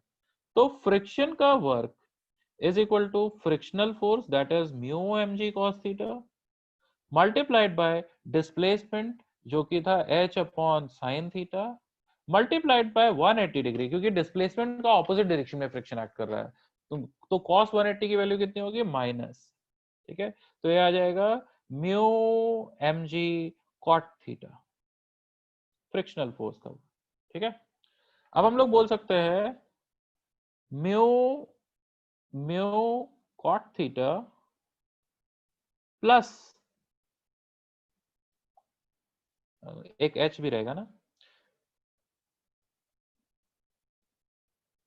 Plus 1 mgh, this should be equal to half mv square, ठीक है? और यहां से v की वैल्यू आपको मिल जाएगी बड़े आराम से, है ना? ठीक, इतनी सारी चीज आप लोगों को समझ में आया होगा, ठीक है? तो वेलोसिटी निकालने के लिए वर्क एनर्जी थ्योरम का इस्तेमाल हम लोग करते हैं, ठीक है? एक आखिरी क्वेश्चन करते हैं और उसके बाद में वर्टिकल सर्कल हम लोग कंप्लीट करेंगे और फिर यहाँ पे आपकी ये क्लास खत्म हो जाएगी। ठीक है, चलो मेरे ख्याल से आप लोग कॉपी और पेन लेके बैठे होगे बच्चों, क्योंकि नेक्स्ट क्वेश्चन मैं चाह रहा था कि आप लोग ट्राई करो। ठीक है, suppose we have a block of mass m,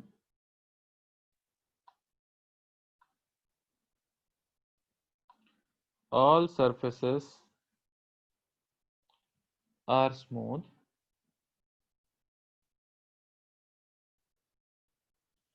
and the block is released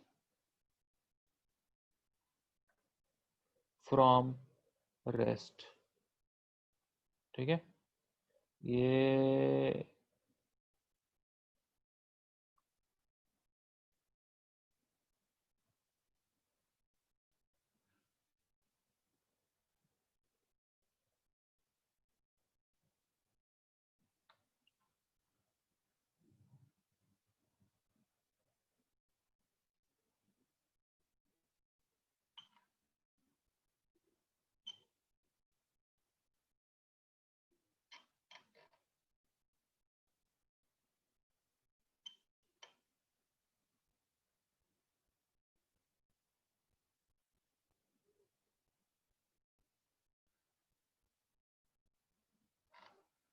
ठीक है, यहां से एक ब्लॉक को आपने रेस्ट पर से ऐसा छोड़ दिया तो क्या होगा, ये ब्लॉक स्लाइड करेगा, स्लाइड कर करके ये पॉइंट बी पे यहाँ पे आएगा, ये पॉइंट ए बोल देते हैं, पॉइंट बी पे आएगा और पॉइंट बी पे आने के बाद में, चलो इसके बाद में ना ये ऐसा हॉरिजॉन्टल सरफेस है, यहाँ पे हॉरिजॉन्टल एलिवेटेड सरफेस है, तो पॉइंट बी पे आने के बाद में ये ब्लॉक ऐसा हवा में उड़ जाएगा और यहाँ कहीं पे जाके गिरेगा।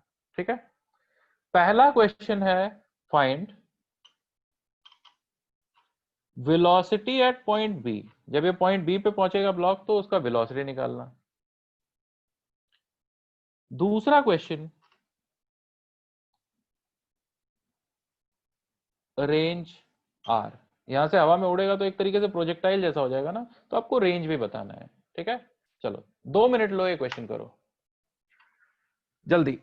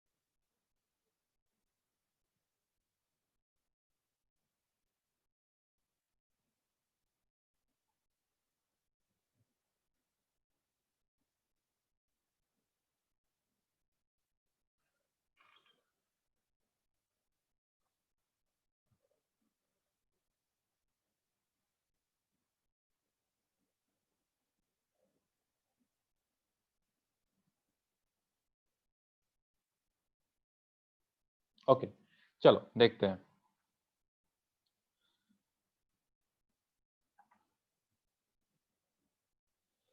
बच्चों सबसे पहले पॉइंट ए और पॉइंट बी के बीच में हम चलो वर्क एनर्जी थ्योरम अप्लाई करते हैं। वर्क एनर्जी थ्योरम में इसके ऊपर लगने वाले फोर्सेस कौन कौन से होंगे, नॉर्मल कॉन्टैक्ट फोर्स और mg। ठीक है, नॉर्मल कॉन्टैक्ट फोर्स का वर्क हम लोगों ने पहले ही बात कर लिया था। नॉर्मल कॉन्टैक्ट फोर्स हमेशा सरफेस के परपेंडिकुलर लग रहा होगा और डिस्प्लेसमेंट हमेशा सरफेस के पैरेलल, तो इसका मतलब नॉर्मल कॉन्टैक्ट फोर्स का वर्क कितना होगा, 0। Work done by normal contact force is equal to 0। ठीक है, मोर work done by mg is equal to mg multiplied by initial height, that is 4h minus final height जो कि था h। हमें path length वेंथ किसी से कोई मतलब नहीं, कैसा भी पाथ रहे, वर्क mg का कितना होगा, mg initial height minus final height. ठीक, अब आप इन दोनों वर्क्स का सम mg क्या है यार, हाँ 3mgh is equal to half M V B का स्क्वायर होना चाहिए, क्योंकि इनिशियल वेलोसिटी तो 0 थी। यहां से वीबी का square is equal to 6gh, और इसलिए वीबी अंडर रूट ऑफ 6gh। एक बात। दूसरी बात, आपको रेंज भी निकालना था। अगर ये वाला एंगल 30 डिग्री है तो ये वाला भी एंगल 30 डिग्री होगा। यहाँ पे आप देखो ग्रीन कलर वाला, और यहाँ पे वेलोसिटी कितनी थी, वीबी। तो आपको मालूम है रेंज होता था वी स्क्वायर साइन 2θ अपॉन जी, ये होगा 6gh साइन 60, साइन 60 होता था √3/2 मल्टीप्लाइड बाय जी। तो ये होना चाहिए कितना, 3√3h, ये होगा रेंज। ठीक, चलो चलो, आज की क्लास में आखिरी चीज जो हम डिस्कस करना चाहते हैं वो है वर्टिकल सर्कल। उसके ऊपर बहुत सारे क्वेश्चन आते हैं, थोड़ा सा वहां से सर्कुलर मोशन के भी कॉन्सेप्ट हमें समझ में आ जाएंगे। ठीक है,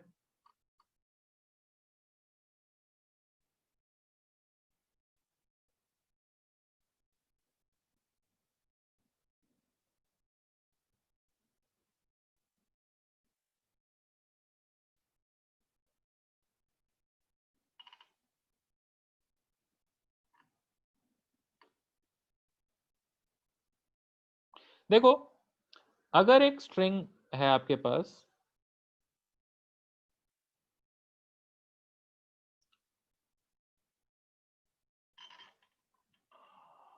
क्या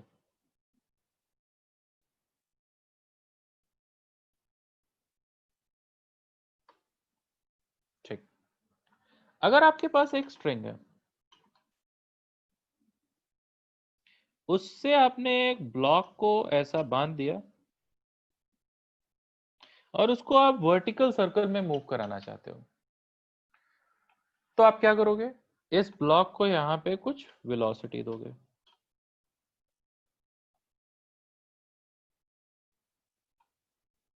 राइट, अब ये वेलोसिटी अगर कम है तो क्या होगा, ये ब्लॉक थोड़ा ऊपर तक जाएगा और पेंडुलम की तरह ऑसिलेट करके ऐसा नीचे आ जाएगा।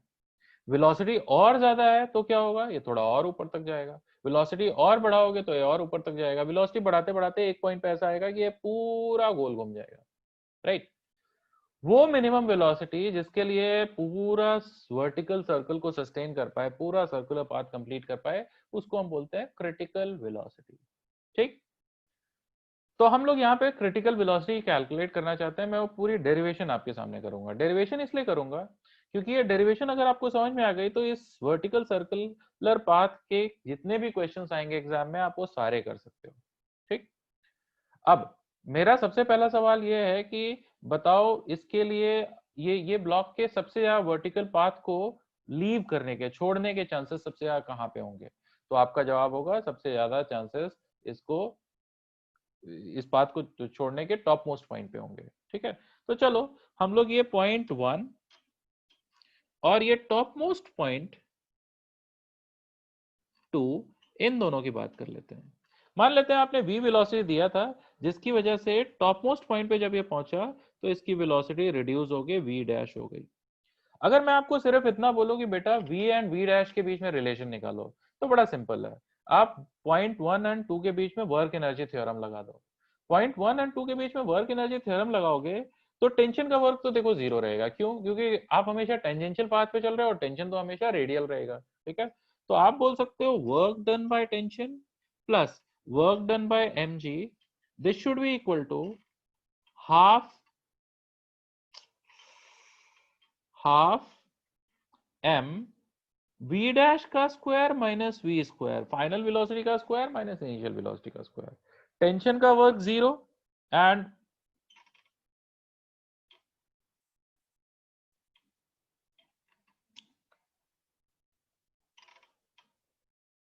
हाँ, टेंशन का वर्क जीरो और mg का वर्क कितना होगा, मैंने आपको बताया ही था, mg multiplied by initial height minus final height. अब इनिशियल हाइट देखो पॉइंट 1 पे कम है, फाइनल हाइट ज्यादा है। कितनी ज्यादा है, रेडियस का डबल, 2r ज्यादा है, तो इनिशियल माइनस फाइनल करोगे तो कितना आएगा, -2r।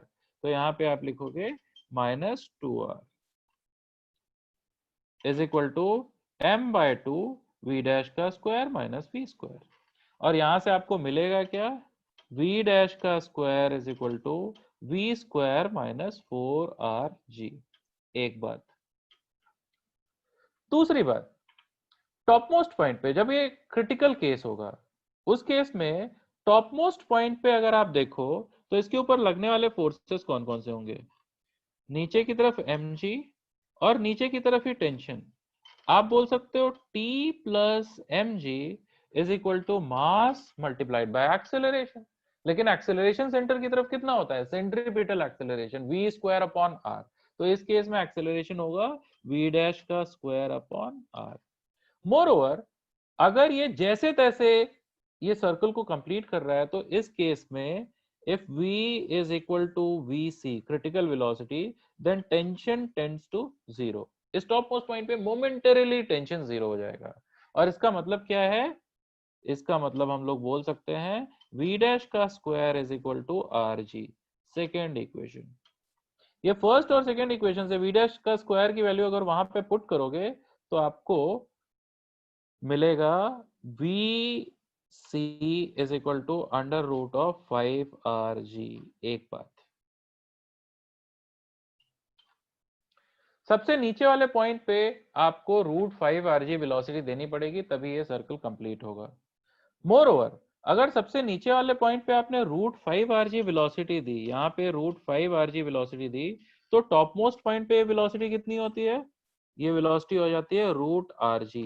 And work energy theorem अगर आप लगाओगे तो ये जब स्ट्रिंग हॉरिजॉन्टल हो जाएगा ना, उस वक्त यहाँ पे जो वेलोसिटी आएगी वो √3rg होगी। ठीक है, तो सर्कुलर मोशन के बारे में तीन तीन फैक्ट्स आपको एकदम याद रखने हैं, आपको कैलकुलेट नहीं करना है, एग्जाम में आएगा तो आप सीधे टिक करना। सबसे नीचे वाले पॉइंट पे क्रिटिकल वेलोसिटी कितनी होती है, √5rg। जब ये स्ट्रिंग हॉरिजॉन्टल हो जाता है, ये वाला पॉइंट मैं पिंक से दिखा दे रहा हूँ, ये पॉइंट पिंक वाला, यहाँ पे वेलोसिटी कितनी हो जाती है, √3rg। बड़ा बड़ा मैं लिख देता हूँ। और टॉप मोस्ट पॉइंट पे वो वेलोसिटी कितनी हो जाती है, √rg। फिर जब ये नीचे आने लग जाएगा तो वापस से इस पॉइंट पे वेलोसिटी हो जाएगी अंडर √3rg और सबसे नीचे √5rg।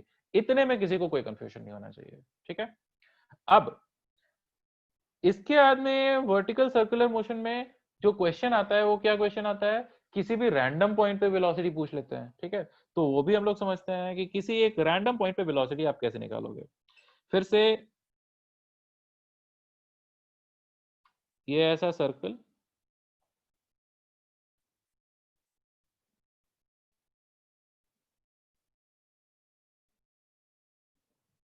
हाँ, अगर इस सर्कुलर पाथ में सबसे नीचे वाली पॉइंट पे आपने वेलोसिटी दी है v,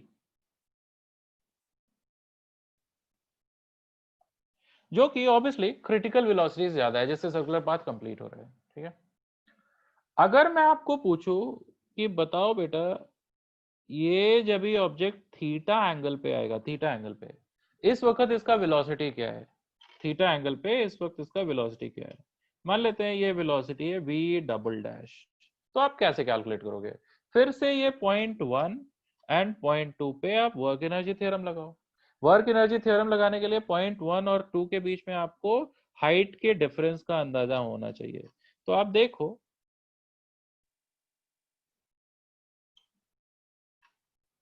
अगर आप, ये तो था रेडियस, तो ये वाली हाइट होगी r cos थीटा। ठीक है, और इसका ये भी मतलब है कि ये वाला हाइट का डिफरेंस होगा r minus r cos theta या फिर r1 minus cos theta. Right, moreover initial height is less than the final height. Right, तो अब आप लिखोगे work done by mg, work done by mg that is mg multiplied by initial height minus final height, क्या आएगा, negative sign के साथ r1 minus cos theta is equal to half m v double dash का square minus v square, m m cancel हो गया, यहां से आपको मिलेगा v डबल डैश का square is equal to v square minus 2rg 1 minus cos theta. चलो root भी लगा ही देते हैं, तो ये 2 हटा देते हैं। ठीक, ये हुआ हमारे लिए रिजल्ट। मोर ओवर, अगर if v is equal to V C critical velocity, तो उस केस में v स्क्वायर कितना लिखोगे 5rg, और उस केस में v डबल डैश कितना आएगा under root of 5rg minus 2rg कितना होगा 3rg plus 2rg cos theta. ठीक है ना, तो ये हो जाएगा 3 plus 2 cos theta multiplied bye rg। ये हो जाएगी वेलोसिटी अगर इनिशियल वेलोसिटी क्रिटिकल हो। ठीक, और क्या क्वेश्चन आता है वर्टिकल सर्कुलर मोशन में, किसी भी रैंडम पॉइंट पे टेंशन कैलकुलेट करने को। ठीक है, इस वर्टिकल सर्कुलर मोशन में दो फॉर्मूले अगर आप याद कर लो, एक ये वेलोसिटी वाला और एक मैं टेंशन वाला बता दे रहा हूं, तो आपको एग्जाम में कोई दिक्कत ही नहीं होगी। किसी भी पॉइंट पे टेंशन कैलकुलेट करना है, थीटा की वैल्यू चेंज करो। जैसे जैसे ये फॉर्मूला सही है कि नहीं, ये हम कैसे पता कर सकते हैं। अगर मान लो ये देखो, ये जो पॉइंट था जब स्ट्रिंग हॉरिजॉन्टल हो रहा था, जब स्ट्रिंग हॉरिजॉन्टल हो रहा था तो एंगल कितना था 90 डिग्री, एंगल 90 डिग्री है, आंसर आना चाहिए √3rg। देखो इसमें अगर आप cos 90 पुट करो, cos 90 पुट करोगे तो cos 90 जीरो होता है, आंसर क्या आएगा 3rg। टॉप मोस्ट पॉइंट के लिए एंगल 180 डिग्री होगा, cos 180 क्या होता था, cos 180 होता था -1, तो ये आंसर कितना आ जाएगा √rg। तो ये फॉर्मूला अपने आप में सही है, किसी भी पॉइंट के लिए आप ये फॉर्मूला अप्लाई कर सकते हो, आपको आंसर मिल जाएगा। ठीक है, आखिरी चीज जो आज की क्लास में हम लोग देखने वाले हैं बच्चों, क्लास का टाइम खत्म होने वाला है, पर थोड़ा सा आप लोगों से रिक्वेस्ट करूंगा, थोड़ा सा पेशेंस और दिखा लो। अब शुरू किया ही हमने तो एक और चीज डिस्कस कर ही लेते हैं। ठीक है, चलो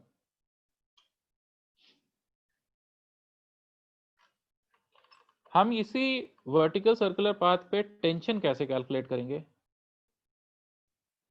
किसी भी पॉइंट पे, वो भी देख लेते हैं।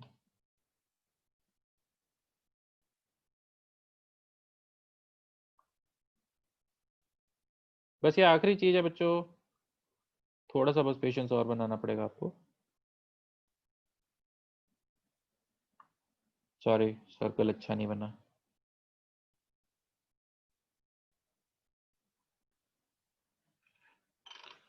थोड़ा सा मैं टेक्नोलॉजिकली चैलेंज्ड हूँ अभी मुझे, हम तो चौक से क्लास में पढ़ाने वाले लोग हैं, तो ये इसके साथ मैं यूज टू नहीं हो पाया हूँ, तो थोड़ा सा मेरे साथ पेयर करें आप लोग।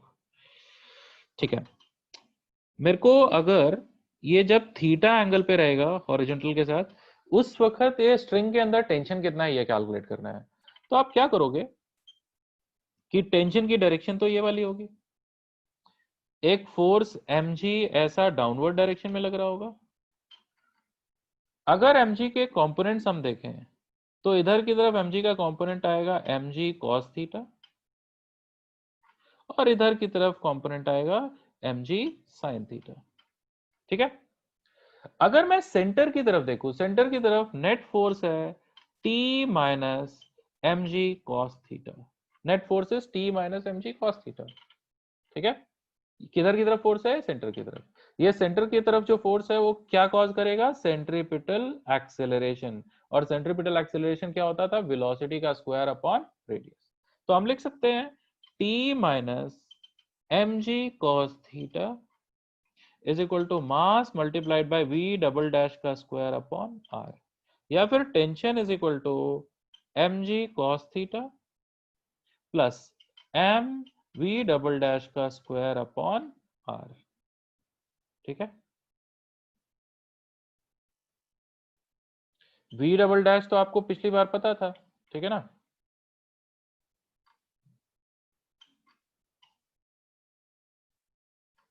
घर जाके आप v डबल डैश की वैल्यू पुट करोगे क्रिटिकल वेलोसिटी के केस में और नॉर्मल वाले केस में भी, एक बड़ा अच्छा सा रिजल्ट आपको मिल जाएगा, और वहां से आप आगे से कैलकुलेट कर लिया करोगे।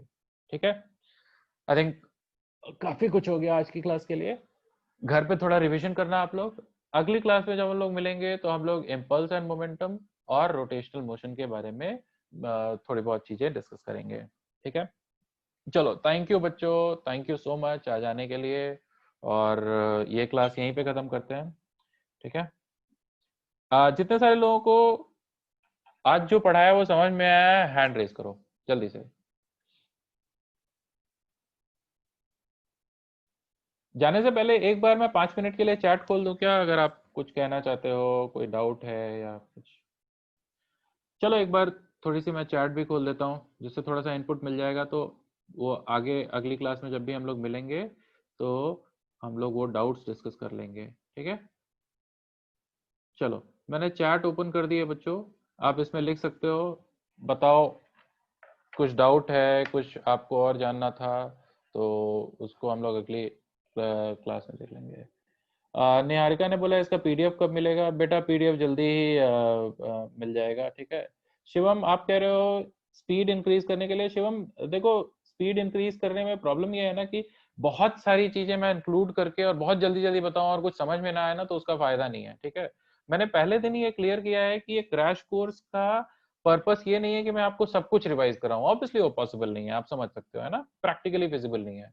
लेकिन जो मुझे इंपॉर्टेंट लगता है, अगर मैं आपके सिलेबस का पूरे सिलेबस में से आप सोचो कि 40% सिलेबस भी धीरे धीरे अच्छे से बता दूं, वो पक्का कर दूं, तो ऐसा हो सकता है कि मैं शायद आप जितने आपके फिजिक्स में मार्क्स आने वाले थे उसमें 5%, 10% और इजाफा हो जाए, ठीक है। और 10-10% भी हर सब्जेक्ट में इजाफा अगर होगा तो आप समझो आपकी रैंक बहुत बढ़िया आ जाएगी, ठीक है। तो शरण का कहना है speak in English sir. Okay ठीक है, हम लोग ये क्लास इंग्लिश में भी कर सकते हैं, कोई प्रॉब्लम नहीं है। मैंने ये एक जनरल फीडबैक आया था कि बहुत सारे बच्चे हैं जो हिंदी भाषी हैं, बहुत सारे बच्चे हैं जो इंग्लिश पढ़ते हैं, ठीक है। अगली बार से मैं हिंदी और इंग्लिश दोनों में ही साथ के साथ बोल दिया करूंगा, जिससे आपको ये समझ में आए, ठीक है।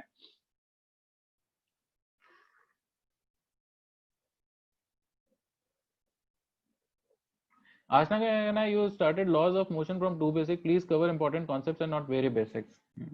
आशना देखो क्या है कि अभी वो टाइम नहीं है कि आप लोग प्लीज, ये मेरी रिक्वेस्ट है आपसे, आप बहुत कॉम्प्लेक्स चीजें नहीं करने जाओ। आप बेसिक या नहीं बेसिक, आप इस हिसाब से नहीं डिसाइड करो कि किताबों में क्या दिया हुआ है, आप इस हिसाब से डिसाइड करो कि नीट के पेपर में क्या आ रहा है, ठीक है। ठीक है, तो अगर आप पेपर में देखोगे ना, तो जिस तरीके के क्वेश्चंस मैंने लिए, ठीक है, लॉज ऑफ मोशन में या फिर वर्क एनर्जी पावर में जो भी चीजें मैंने डिस्कस करी, वो क्वेश्चंस आते हैं, ठीक है। अदरवाइज हम लोग बहुत मुश्किल मुश्किल, अब मैं यहाँ पे अगर हम लोग नीट के लिए प्रिपेयर कर रहे हैं, हम जेई एडवांस के अगर थियोरेटिकल क्वेश्चन बड़े बड़े करने लग जाए 4-4 पेज के सोल्यूशन के, तो उसका कोई मतलब नहीं है ना बेटा। तो हमारे लिए जो काम का है वो हम करना चाह रहे हैं, ठीक है। ओके, इशिता ने सूडो फोर्स के बारे में कुछ बोला है, चलो सूडो फोर्स को ब्रीफली हम लोग डिस्कस कर लेंगे जब भी डाउट कर रहे होंगे, ठीक है। ठीक है, आप लोगों के बहुत सारे लोगों के जो जो इनपुट था उसको, कुछ लोग बोल रहे हैं कि इंग्लिश में प्लीज नहीं पढ़ाना। ओके, अगली क्लास से मैं ये कोशिश करूंगा कि मैं जो कुछ भी बताऊं इंपॉर्टेंट चीजें, मैं हिंदी और इंग्लिश दोनों में रिपीट कर दूंगा, ठीक है, तो जिससे अधिकतर बच्चों को फायदा हो जाए, ठीक है। चलो चलो अभी के लिए मैं चैट बंद करता हूँ बच्चों, और ये मैं चैट सेव कर लूंगा आराम से। एक साथ आप लोगों ने बहुत कुछ लिख दिया, बहुत सारा कुछ आ गया, मुझे आराम से बैठ के पढ़ना पड़ेगा, ठीक है। और उसके बाद में मैं ये आपके डाउट्स अगली क्लास में ले लूंगा, ठीक है। Thank you so much.